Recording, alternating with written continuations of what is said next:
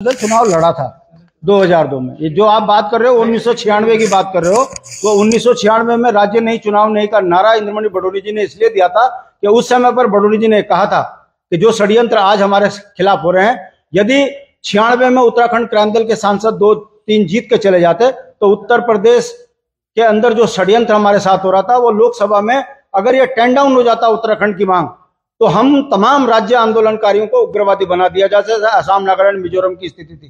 तो बडोनी जी ने राजनीतिक सूझबूझ के तहत उस समय पर अंतरराष्ट्रीय मुद्दा बनाया था, राज्य नहीं चुनाव नहीं। और आपने देखा पहली बार बीबीसी लंदन से खबर निकल कर आई थी कि भारत में गांधीवादी आंदोलन को कुचला जा रहा है। अगर देखना है लोकतंत्र में गांधी की हत्या, तो इंद्रमणि बडोनी जैसे फकीर को देखिए जो पैदल चलकर उत्तराखंड के अंदर अलग राज्य की मांग कर रहा है और उसे कुचला जा रहा है।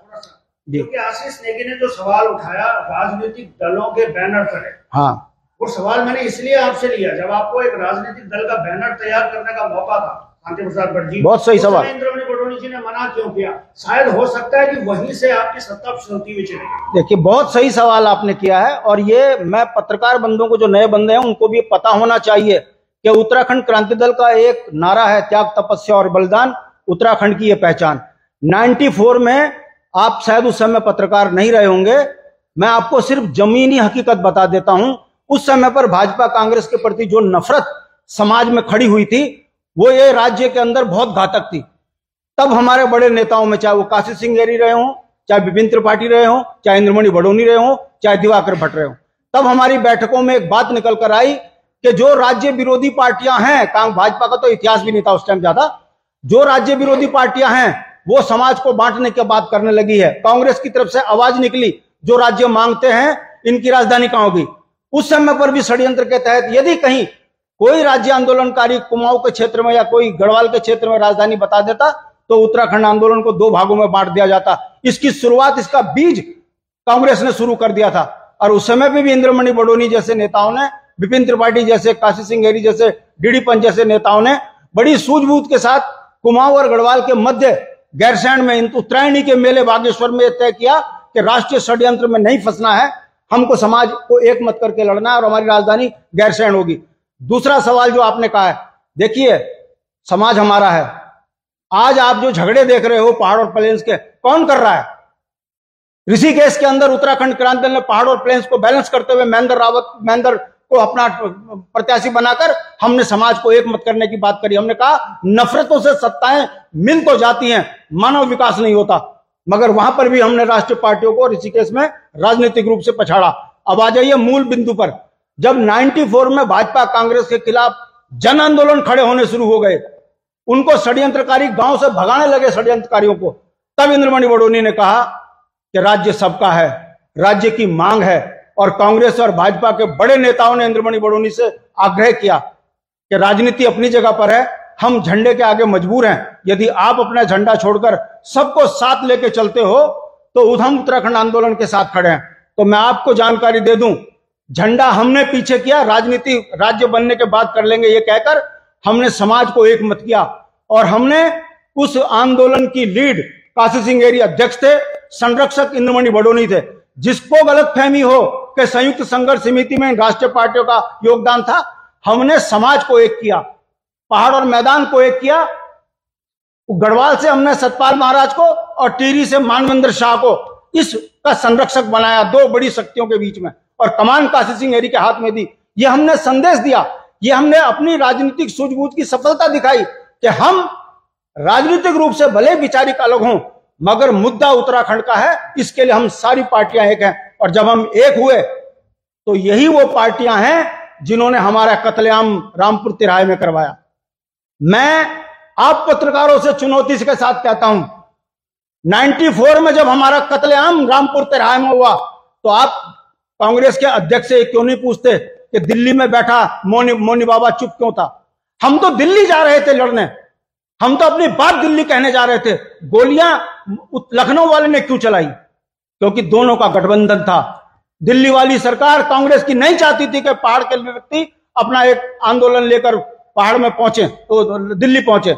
तो मुलायम सिंह के इशारे पर गोलियां चली, मगर कोई जानता नहीं है हमारी सोच को कितना षड्यंत्रों के तहत तोड़ा गया। ये दुनिया जानती है मगर कोई कहता नहीं है कि मैं थोड़ा सा फिर उसी पे आता हूँ जी। अब पिछले कुछ समय की अगर हम बात करें तो मूल निवास भू कानून को लेके भाजपा समर्थन भी लोग भी आ रहे हैं, कांग्रेस के समर्थित लोग आ रहे हैं जो उत्तराखंडी है। अब आप कह रहे हैं कि सब एक झंडे के नीचे आ जाएं। मान लीजिए जो भाजपा का कार्यकर्ता है वो भी आ रहा है मूल निवास भू कानून में, कांग्रेस का भी आ रहा है, लेकिन अगर आप एक झंडा उसमें दे देंगे तो फिर तो आप बांट देंगे ना सभी को। फिर वो उत्तराखंड का आंदोलन कहाँ रह गया? वो एक पार्टी विशेष का आंदोलन रह गया। देखिए बहुगुणा जी बहुत सही सवाल किया। जब राज्य मांगने की बात थी तो हमको एक मुट्ठ और एकजुट होने की बात कहनी थी, वो हमने करके दिखाई। अब है राजनीतिक मसलों का सवाल। जो भू कानून मूल निवास चाहता है कांग्रेस में क्या कर रहा, जो मूल निवास भू कानून चाहता है वो भाजपा में क्या कर रहा, क्या जरूरत है उसको?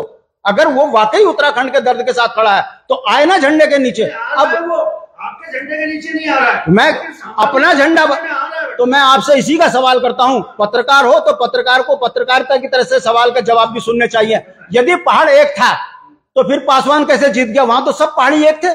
क्यों वोट पड़ी पहाड़ी क्षेत्र से? 50% वोट उनको क्यों पड़ी जो पहाड़ का विरोध, उसका पासवान का विरोध कर रहे थे? वो इसलिए पड़ी कि रात को जब बटा सब कुछ तो वही रात को चुपचाप सुबह जाके वोट देकर आगे। मेरा कहने का मतलब है चेहरे सर सुनिए मेरी बात। पासवान के अपोजिट में आपके कैंडिडेट को, अरे मेरी बात तो सुनिए। सवाल अरे भाई मैं बता तो देखिए, आप पत्रकार है, सवाल कीजिए, सवाल का जवाब ना दे तब आप बोलिएगा।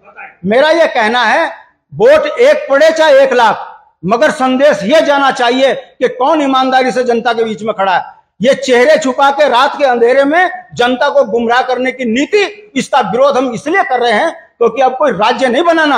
अब हमको राज्य के बुनियादी सवालों पे जनता को लामबंद करना है। और हम देख रहे हैं लोगों का चरित्र कि सुबेरे हमारे साथ, शाम को पासवान के साथ और मतदान में राष्ट्र के साथ, और बाहर कसम खाओ कि हम पहाड़ के हैं, ये नहीं चलेगा। कौन है वो? अरे आपको सुबोध दुनियाल क्या बोल रहा है? मैं बिहारी हूं। पूछा आपने बिहारी है, तेरा पितृकोड़ा बिहार में रखा जाएगा कि नरेंद्र नगर में? ये पूछते हो आप? पत्रकार हो, आपका भी ड्यूटी बनती है कि आप पूछिए। विजय बोगड़ा कहता है मैं कलकत्ता का बंगाली हूं, तो यहां चुनाव काय को लड़ रहा? कलकत्ता जाके लड़े।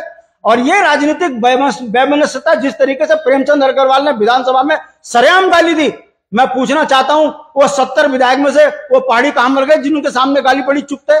आप बोलते हो कि लखपत बुटोला ने बोला। कभी आपने किसी कांग्रेस के बड़े नेता से पूछा कि लखपत बुटोला जब नौजवान अपने पहाड़ की अस्मिता के लिए चिल्ला रहा था विधानसभा में तो नेता प्रतिपक्ष गूंगा क्यों बना था? वो बाहरी गमन करके बाहर क्यों नहीं निकला? जब उत्तराखंड के पहाड़ी मुद्दों पर बात करने की बात होती है तो सारी कांग्रेस बाहरी गमन कर देती है। रोजगार पर, भ्रष्टाचार पर जब बात करनी होती है तो कांग्रेस सदन पर बाहरी गमन कर देती है। मगर जब पहाड़ की अस्मिता का सवाल खड़ा होता है तो सारे नेता चुप। किसी पत्रकार ने पूछा कि आपकी चुप्पी ये बताती है कि आप बुटोला के खिलाफ थे, आप सरकार के साथ थे, मगर कोई पूछता नहीं है। इसलिए उत्तराखंड क्रांति दल का यह कहना है लड़ाई झंडों के साथ होगी। मर जाएंगे मगर अब झंडे के नीचे बात करेंगे। किसी अन्य को अगर हमारे झंडे से आपत्ति है तो उसको राजनीतिक रूप से पटक नहीं देंगे, वो चाहे और 10 साल लग जाएं। मगर ये इतिहास आपको बता दें, नौजवान लड़का है, संघर्ष से निकला हुआ है, बीटेक है। बता दो कांग्रेस भाजपा में कोई नेता ऐसा बनाओ। हम चरण वंदना वाले नेता पैदा नहीं करते, हम राजनीति में सक्षम व्यक्ति को आगे कर रहे हैं। ईश्वर चाहेगा सत्ता जिस दिन आएगी, गुरुकुल नार्सन से बद्रीनाथ तक के बीच में रहने वाले चोर, टुच्चे और लुच्चे, इनको राजनीतिक रूप से नंगा नहीं किया तो काहे के नेता? संघर्ष में तासीर है और ये तासीर हमेशा